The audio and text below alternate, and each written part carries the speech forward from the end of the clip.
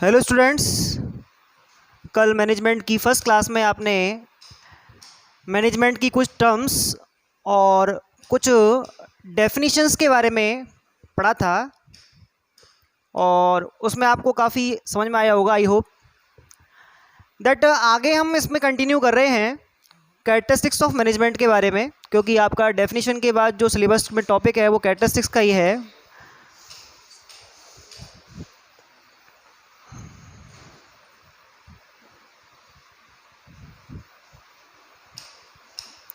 Characteristics of management बहुत simple है। अगर आपको डेफिनेशन इजी वे में समझ में आई होंगी तो आपको कैरेक्टरिस्टिक्स को समझने में काफ़ी टाइम नहीं लगेगा, क्योंकि ये जो कैरेक्टरिस्टिक्स होती हैं ये आपके डेफिनेशन से ही निकलती हैं।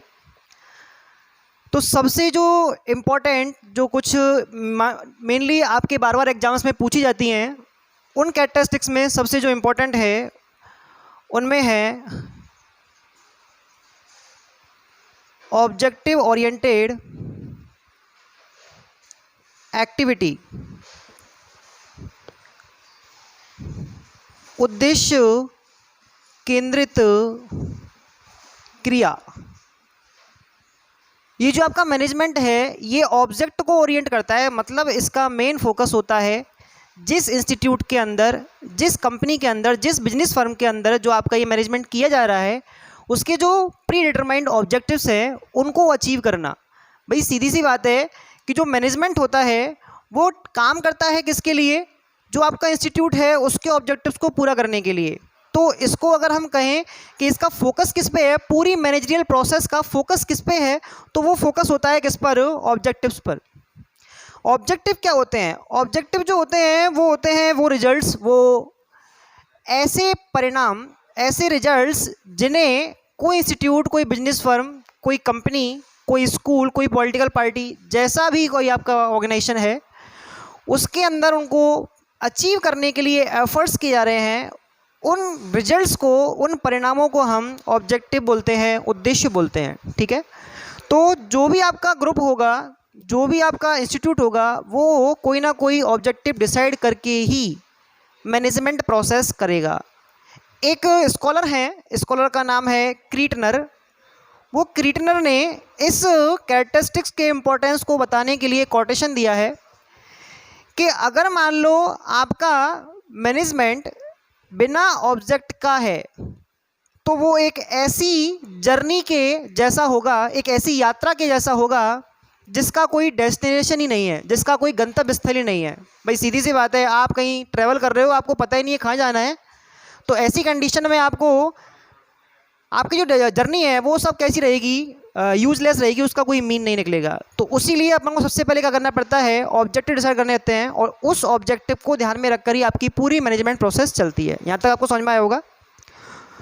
दूसरी जो इसकी, it is a process. Process को हिंदी में बोलते हैं प्रक्रिया। कि जो मैनेजमेंट है वो एक प्रोसेस है, एक प्रक्रिया है। प्रक्रिया आप जानते हैं क्या होती है? प्रक्रिया वो होती है जिसके अंदर आपके सारे काम स्टेप बाय स्टेप होते हैं। सुबह सोने से लेकर शाम को वापस, सुबह जगने से लेकर शाम को वापस सोने तक आपकी जो एक पूरी जो दिनचर्या होती है वो एक प्रोसेस के अंदर डली हुई होती है। ऐसा ही एक प्रोसेस आपका किस में होता है? मैनेजमेंट में भी होता है।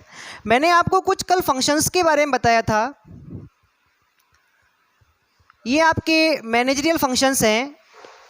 मैंने आपको कल 5 फंक्शंस के बारे में बताया था। P for planning, O for organizing, S for staffing, D for direction and C for controlling. ये आपके मैनेजरियल फंक्शंस हैं और ये मैनेजरियल फंक्शंस तब तक रन होते रहेंगे, तब तक परफॉर्म होते रहेंगे जब तक आपके इंस्टीट्यूट का, आपके बिजनेस का, आपके ग्रुप का, आपके ऑब्जेक्ट का एक्सिस्टेंस है। यानी कि आपकी जब तक बिजनेस फर्म, जो आपका इंस्टीट्यूट है वो चलता रहेगा, क्योंकि अपन जानते हैं कि ऑब्जेक्ट्स कभी ख़त्म ही नहीं होते।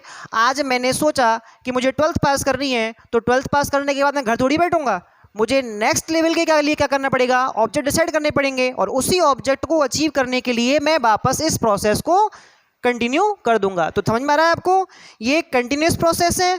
प्रोसेस के अंदर आपके ये पांचों काम होते हैं और ये पांचों काम रेगुलर चलते ही रहते हैं, इनको कभी भी ख़त्म नहीं किया जाता, क्योंकि ऑब्जेक्ट्स एक बार अचीव हो जाने के बाद बार बार नए डिटरमाइन हो जाते हैं और उन नए डिटरमाइंड ऑब्जेक्ट्स को पूरा करने के लिए ये प्रोसेस बार बार दोहराई जाती है। समझ में आ रहा है आपको। तो इस तरह से आपकी जो ये मैनेजमेंट है वो क्या है, एक प्रोसेस है। ठीक, नंबर 3 पे है,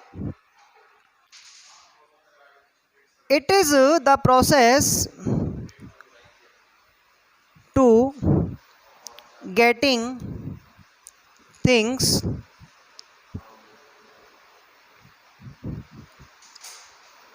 done by others।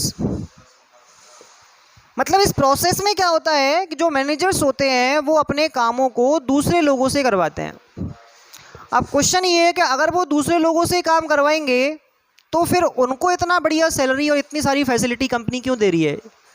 अगर वो अपने सारे काम दूसरों से ही करवाएंगे तो फिर उनका क्या इंपॉर्टेंस है। तो ध्यान रखना है आपको, इसके अंदर आपके मैनेजमेंट की जो लेवल्स होती हैं, उन लेवल्स में जो अपर लेवल टॉप लेवल की जो मैनेजर्स होते हैं उनका काम होता है प्लानिंग करना, पूरे सिस्टम को संभालना, पूरे सिस्टम का ऑब्जर्वेशन करना, और उसमें अगर किसी तरह की कोई गलत आपके ऑब्जेक्टिव्स को के अगेंस्ट अगर मान लो कोई एक्टिविटी हो रही है तो उसको रोकना। ये सारे काम आपके किस में होते हैं, मैनेजर के थ्रू होते हैं। जो टॉप मैनेजर्स होते हैं वो कंपनी की इंस्टीट्यूट की जो आपकी बेसिक या जो सबसे महत्वपूर्ण इम्पोर्टेंट जो आपकी प्लानिंग होती है उनको करते हैं, उनके हिसाब से काम बांटते हैं। और फिर अलग अलग लेवल्स पे जाके क्या होता है, अलग अलग लेवल्स पे अलग अलग पोस्ट के लोगों को वो काम बंटता है और तब जाके वो काम किया जाता है। यानी कि यहाँ पे जो मैनेजर्स हैं वो तो करते हैं कौन से काम, मैनेजमेंट वाले काम। मैनेजमेंट वाले काम कौन से हैं, ये मैनेजमेंट वाले काम हैं। और फिर वो अपने सबॉर्डिनेट्स को, अपने अधीनस्थ कर्मचारियों को अपने आदेशों के माध्यम से, अपने निर्देशों के माध्यम से उन कामों के बारे में समझाते हैं और उनसे वो काम करवाते हैं। तो इस प्रोसेस के अंदर मैनेजर्स केवल मैनेजरियल काम करते हैं और वो अपने सबॉर्डिनेट्स से कंपनी के काम करवाते हैं। समझ में आ गया होगा आपको। तो ये आपका तीसरा कैरेक्टरिस्टिक्स था। नंबर 4 पे अपन ले रहे हैं, it is a dynamic process. Dynamic, देखो डायनेमिक वर्ड जो है उसका सीधा रिलेशन किससे होता है, चेंजेस से। सीधा रिलेशन किससे है, चेंजेस से। ध्यान रखना है आपको। डायनेमिक वर्ड का मीन क्या है, चेंजेस, टू चेंज। अब इसको अगर हम पढ़ना चाहें दूसरे स्टाइल में तो मैं इस कैरेक्टरिस्टिक को एक और नाम दे सकता हूं और वो है इफेक्टेड बाय एनवायरनमेंट। ये जो आपका मैनेजमेंट होता है वो एनवायरनमेंट से अफेक्ट होता है। ध्यान रखना है आपको। हम ये चीज़ जानते हैं कि एनवायरनमेंट फिक्स नहीं है, स्टेबल नहीं है, वो बार बार चेंज होता रहता है। नई नई नीड्स, नए नए कंडीशंस, नई नई पॉलिसीज़, ये सारी उसमें आती हैं। अब आप कहोगे सर इसमें एनवायरनमेंट में ऐसे कौन से फैक्टर हैं जिनकी वजह से आपको चेंज करना पड़ेगा। तो मैं आपको बता दूं, एक बिजनेस फर्म के ऑर्गेनाइजेशन के अंदर जो आपका मैनेजमेंट होता है उसको अफेक्ट करने के लिए काफ़ी सारे फैक्टर्स होते हैं। इन फैक्टर्स में economic factors, social factors, technical factors, legal factors और पॉलिटिकल फैक्टर्स, ये मेन माने गए हैं। इन पांचों फैक्टर्स से आपका जो बिजनेस एंटरप्राइज है उसका मैनेजमेंट अफेक्ट होता है। इसीलिए हम क्या कर रहे हैं, इसको डायनेमिक प्रोसेस बोल रहे हैं। अगर मान लो किसी कंट्री में जो वहाँ की इकोनॉमिक एनवायरनमेंट है उसमें कोई चेंज होता है, कोई परिवर्तन होता है, तो ऐसी कंडीशन में जैसे मान लो अपन ये माने कि बैंकों ने जो इंटरेस्ट रेट है, लोन के ऊपर जो इंटरेस्ट रेट है वो बढ़ा दी, तो लोन के ऊपर इंटरेस्ट रेट बढ़ा देने से जो कंपनी है उसके कैपिटल स्ट्रक्चर में कुछ चेंजेज हो सकते हैं, क्योंकि कंपनी उसी लिमिट में लोन लेना पसंद करेगी जितना वो बियर कर सकती है, जितना वो रीपेमेंट कर सकती है नॉर्मल तरीके से। तो ऐसी कंडीशन में उसको अपना फाइनेंशियल मैनेजमेंट चेंज करना पड़ेगा, क्योंकि आपकी जो इंटरेस्ट रेट है वो हायर हो गई है। अगर हम सोशल एनवायरनमेंट की बात करें तो सोशल एनवायरनमेंट में जैसे हम ले सकते हैं कस्टमर्स की नीड्स। अगर मान लो कस्टमर्स कुछ यूनिक, कुछ नया डिज़ायर कर रहे हैं, कुछ नया चाह रहे हैं, तो आप अपने रेगुलर प्रोडक्ट्स के साथ उनको सेटिस्फाई नहीं कर सकते। अब ज़रूरत है आपको अपने प्रोडक्ट में इनोवेशन करने की, नव प्रवर्तन करने की, जिससे आप अपने रेगुलर कस्टमर्स को आगे भी भविष्य में भी अपना कस्टमर बनाकर रख सकते हैं। तो ये जो आपके चेंजेस हैं, इन चेंजेस से आपका जो एनवायरनमेंट है वो आपके मैनेजमेंट को अफेक्ट करता है, और इस प्रभाव के माध्यम से ही जो कंपनी में मैनेजर होते हैं उनको भी अपनी प्लान, पॉलिसी, इन सभी चीज़ों में चेंज करके मैनेजमेंट को एनवायरनमेंट की कंडीशन के अकॉर्डिंग पॉजिटिव बनाना पड़ता है। समझ में आ गया आपको? तो इस तरह से अपने समझा कि ये कैसी है, एक डायनामिक प्रोसेस है। इसके अलावा अपन लेते हैं कैरेक्टरिस्टिक्स में आगे।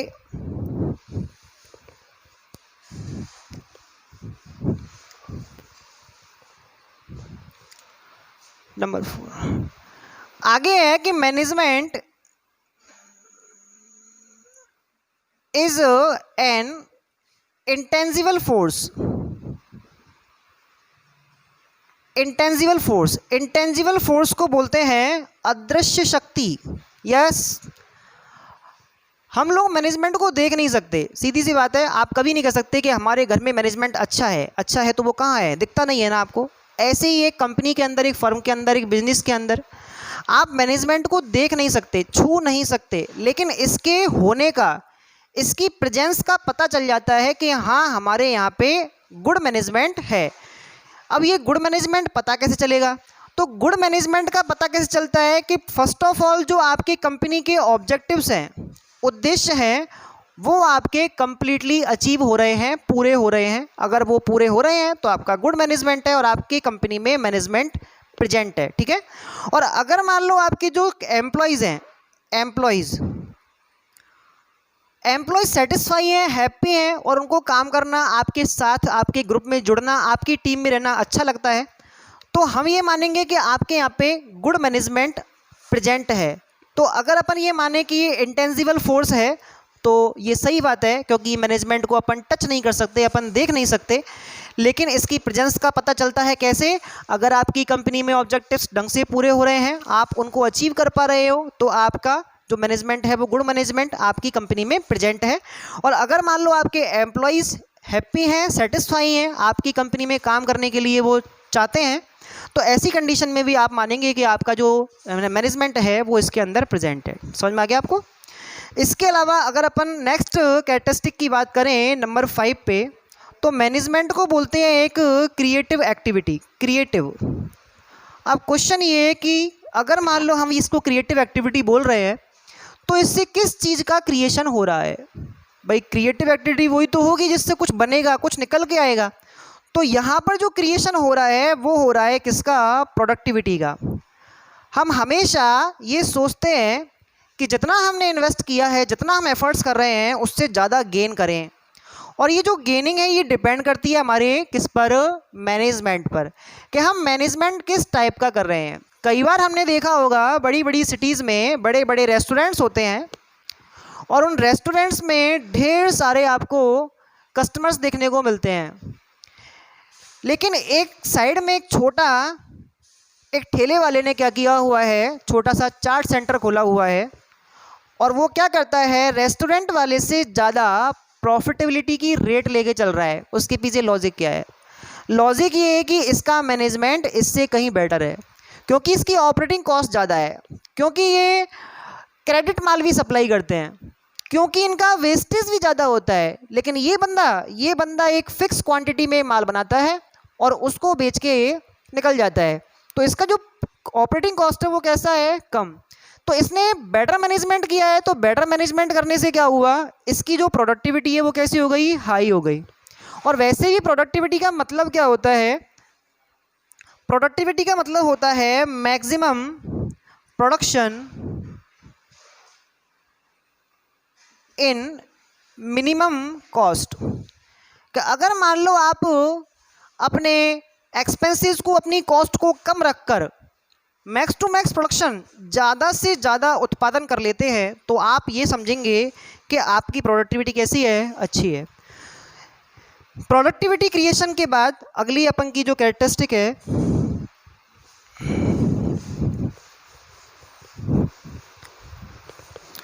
वो आ रही है नंबर 6 पे कि management is a this is a universal activity. Universal activity का मीन क्या होता है? यूनिवर्सल, यस, यूनिवर्सल का मीन होता है जो सभी जगह एक समान रूप से की जा सकती हो, समान रूप से व्याप्त। अपन जानते हैं कि कल हमने डिस्कस किया था, लास्ट लेक्चर में डिस्कस किया था कि मैनेजमेंट एक इस तरह का एक्टिविटी है जो आपके हर तरह के ऑर्गेनाइजेशन में जो एक ऑब्जेक्टिव को लेके चल रहा है वहाँ पर उसको किया जा सकता है, क्योंकि बेस्ट मैनेजमेंट, बेटर मैनेजमेंट के थ्रू ही आप ऑब्जेक्टिव्स को अचीव कर सकते हैं। यूनिवर्सल इसलिए है क्योंकि आपका जो मैनेजमेंट है ये एक बिहेवियरल साइंस के अंदर कनेक्ट करता है। बिहेवियरल साइंस यानी कि व्यवहार पर आधारित, और ऐसी चीज़ें हैं जो व्यवहार पर आधारित होती हैं वो समान प्रकार से सभी प्रकार के इंस्टीट्यूट में, संगठनों में काम में ली जा सकती हैं। हम ऐसा नहीं कह सकते कि ये कम्प्लीटली यूनिवर्सल है, क्योंकि कुछ इसके ऐसे प्रिंसिपल्स हैं, कुछ ऐसी कंडीशन होती हैं, उन कंडीशंस के थ्रू हम इसकी रूल्स को, प्रिंसिपल्स को सभी तरह के जो ऑर्गेनाइजेशन होते हैं उनमें सेम मेथड में अप्लाई नहीं कर सकते। आप जानते हैं क्योंकि अलग अलग ऑर्गेनाइजेशन की अपनी अपनी कंडीशन होती है, उसके हिसाब से हम मान रहे हैं कि ये यूनिवर्सल तो है लेकिन उसमें कुछ कमी है। इसके लिए अपन इसी चैप्टर के अंदर कुछ थॉट्स पढ़ेंगे जिसमें हम इसके अगेंस्ट और इसके फेवर में दो तरह के लॉजिक पढ़ेंगे, ठीक है। तो इस तरह से अपन ने इसकी कुछ मेन जो आपकी कैरेक्टरिस्टिक्स हैं उनके बारे में डिस्कस किया। नेक्स्ट अपन स्टार्ट कर रहे हैं इसी चैप्टर के अंदर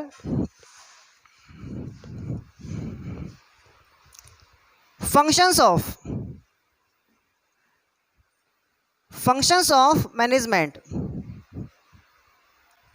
इनका अभी हम थोड़ा ब्रीफली क्या करेंगे, इंट्रोडक्शन लेंगे, क्योंकि इसका एक चैप्टर पूरा आपको देखने को मिलेगा जिसमें कम्प्लीटली आपको क्या मिलेगा, इसका इंट्रोडक्शन मिल पाएगा। तो यहाँ पे अपन ने कुछ डाउट्स क्लियर करने हैं, क्योंकि मैं आपको बहुत ही ब्रीफ में पढ़ा रहा हूँ इस चीज़ के बारे में। जैसे कि मैंने आपको बताया था कि मेनली आपके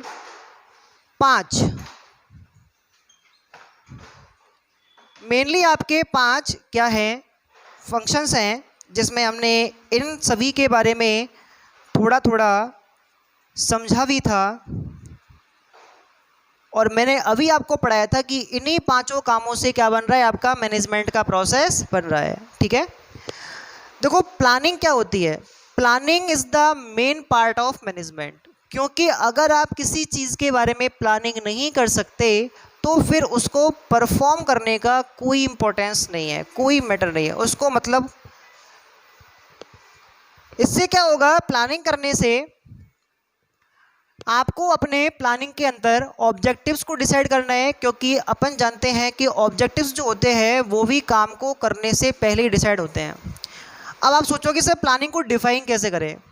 तो प्लानिंग को डिफाइन करना बहुत सिंपल है।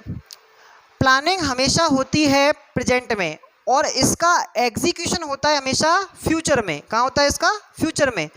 तो अगर हम ये कहें कि प्लानिंग का मतलब केवल और केवल फ्यूचर में क्या होगा, इस चीज़ का डिटर्मिनेशन प्रेजेंट में करना है, यानी कि हमें एडवांस में ये सोचना है, ये डिटरमाइन करना है कि हमें आगे 1 महीने में, 6 महीने में, 1 साल में या लॉन्ग टर्म पीरियड में हमें कंपनी के अंदर किस तरह से कौन सा काम कब कैसे कहाँ करना है। अगर हम इस चीज़ का डिटर्मिनेशन कर रहे हैं तो उसको हम क्या कहेंगे? प्लानिंग कहेंगे। प्लानिंग के थ्रू ही आपकी ऑब्जेक्टिव्स, पॉलिसीज, रूल्स और बजट,